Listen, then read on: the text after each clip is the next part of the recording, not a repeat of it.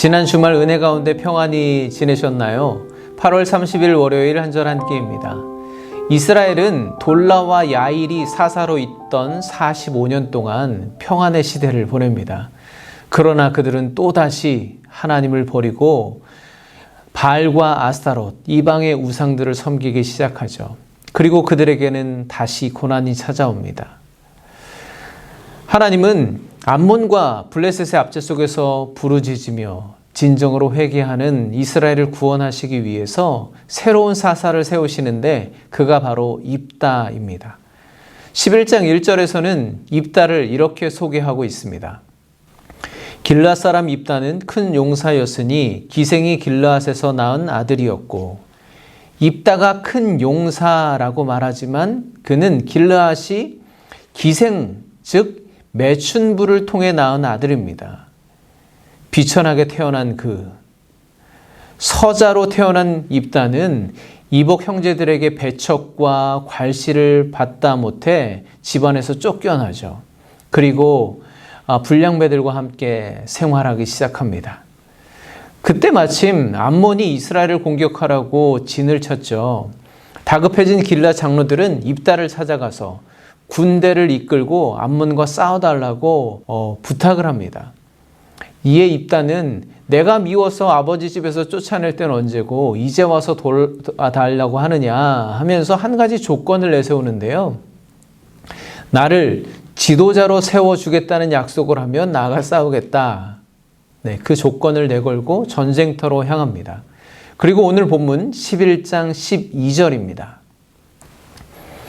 입다가 암몬 자손의 왕에게 사자들을 보내 이르되 내가 나와 무슨 상관이 있기에 내 땅을 치러 내게 왔느냐 하니, 도대체 무슨 이유로 우리 땅에 쳐들어와서 싸우려고 하는 거냐? 입다는 암몬 왕에게 사신을 보내면서 협상을 시도합니다. 전쟁으로 서로 피 흘리기보다는 이걸 외교적으로 협상을 통해서 해결하려고 하는 것처럼 보이죠.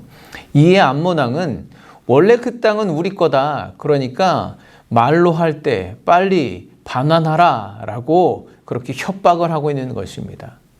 그런데 암몬 왕의 말은 사실이 아니죠.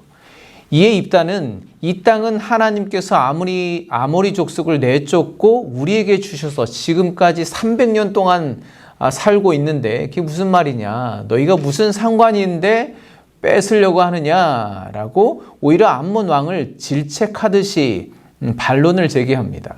제가 간단하게 말씀드렸지만 입다는 아주 구체적인 역사적인 근거와 논리 그리고 신앙적인 소신을 가지고 암몬과 협상을 주도해 나아가고 있습니다. 그런데 암몬 왕은 입다의 말에 수긍하고 돌아갔을까요? 전혀 그렇지 않죠. 오늘 마지막 28절을 보면 암몬 자손의 왕이 입다가 말한 것을 듣지 않았다라는 기록으로 마무리가 됩니다. 결국 협상은 결렬되고 암몬과의 전쟁이 불가피하게 되었습니다. 여러분은 입다가 어떤 사람이라고 생각되시나요?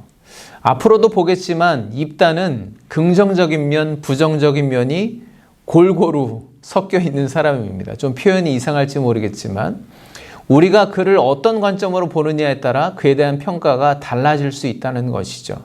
저는 오늘 약간은 좀 미묘하게 부정적인 부분도 보여지지만 그에게서 아주 긍정적인 부분 23절과 24절 말씀을 중심으로 묵상을 해봤습니다. 제가 그 일부분을 읽어드리겠습니다.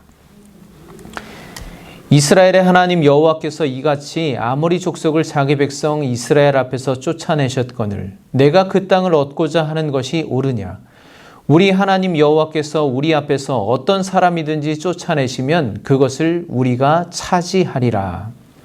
입다는 암몬 왕 앞에서 이 땅은 하나님께서 우리에게 기업으로 주신 땅이다 라고 확고하게 선언하고 있습니다. 물론 우리 소유의 모든 것을 다 그렇게 적용하기는 힘들지도 모르겠지만 우리가 암몬과 같은 세상 앞에서 결코 포기할 수 없는, 절대 타협할 수 없는 것들이 분명히 존재하지 않습니까? 이 말씀을 통해서 우리의 삶에서 절대 세상과 타협할 수 없는 영역, 포기할 수 없는 그것이 무엇인지 여러분 각자 구체적으로 돌아보시는 시간이 되기를 간절히 소망합니다. 오늘 이스라엘의 땅을 빼앗겠다고 쳐들어오는 암몬에게는 사실 아무런 명분이 없습니다. 자기네들이 살던 땅도 아니고 소유권을 주장할 수 있는 어떤 것도 없는 것이죠. 그런데 왜 이렇게 찾아와서 그 땅을 빼앗으려고 하는 것일까요? 그것이 바로 세상의 힘의 논리이기 때문입니다. 힘이 있으면 어떤 구실을 삼아서라도 빼앗고 싶은 거죠. 그건 사사기 때나 지금이나 마찬가지입니다. 그러나 오늘 암몬이 주장하는 세상의 힘의 논리 앞에서 입다가 선언하고 있는 신앙의 논리는 무엇인가요? 바로 하나님의 약속의 논리입니다. 이 땅은 하나님께서 우리에게 약속으로 주신 땅이니 힘의 논리로 빼앗을 생각을 하지 말라는 것이죠. 맞습니다. 이 가나안 땅은 애초에 이스라엘 백성들의 힘으로 차지한 땅이 아니지 않습니까? 그들은 나라도 왕도 무기도 없이 떠돌아다니던 난민에 불과합니다. 그런 사람들이 어찌 철병거로 무장한 가나안 족속을 몰아내고 그 땅을 차지할 수 있었겠어요? 오직 하나님의 약속을 따라 하나님의 방법대로 그 땅을 소유하게 되었습니다. 그래서 그 땅은 외세의 어떤 힘이나 유혹이나 타협으로도 빼앗을 수 없고 또 포기할 수도 없고 포기해서도 안 되는 하나님께서 약속하신 영원한 기업이 되는 것입니다. 저는 하나님의 백성으로 살아가고 있는 오늘 우리의 삶이 하나님의 기업이라고 믿습니다. 그렇다면 저는 그런 질문을 해봤습니다.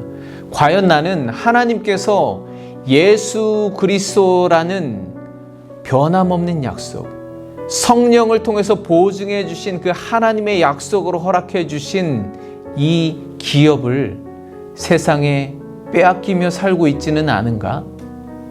아무리 내 삶에 암몬이 진치고 있더라도 결코 포기해서도 타협해서도 안 되는 하나님의 기업은 무엇인가? 여러분, 본래 내 것이었던 것은 얼마든지 세상의 논리대로 처리해도 됩니다. 얼마든지 타협하고 양보하고 바꿀 수 있습니다. 그런데 과연 나에게 본래부터 내 것이었던 것이 무엇이 있나요? 하나님과 상관이 없다고 하나님 앞에서 이건 원래 내 겁니다 라고 소유권을 주장할 수 있는 것이 과연 얼마나 되나요? 모든 것이 하나님이 베풀어 주신 것이 아닙니까? 예배, 믿음, 경건생활, 가족, 물질, 건강 모든 것이 하나님의 약속을 따라 우리에게 허락하신 우리가 반드시 지켜내야 할 하나님의 기업이라는 것입니다. 혹시 여러분은 날마다 그 기업을 암몬과 같은 세상에 빼앗기고 있지 않습니까? 그것을 어떻게 지켜내시겠습니까? 그것보다 먼저 과연 우리가 오늘 입다처럼 내 삶은 하나님의 기업이다. 그런 믿음의 담대한 고백과 선포가 있습니까? 하나님이 주신 것, 하나님의 기업은 절대 세상의 논리로 지켜낼 수가 없습니다. 오직 하나님이 약속하신 예수 그리스도를 믿는 믿음으로 지켜내시고 하나님의 나라를 살아가시는 복된 하루 되시기를 간절히 축복합니다. 감사합니다. 내일 다시 만나 뵙겠습니다.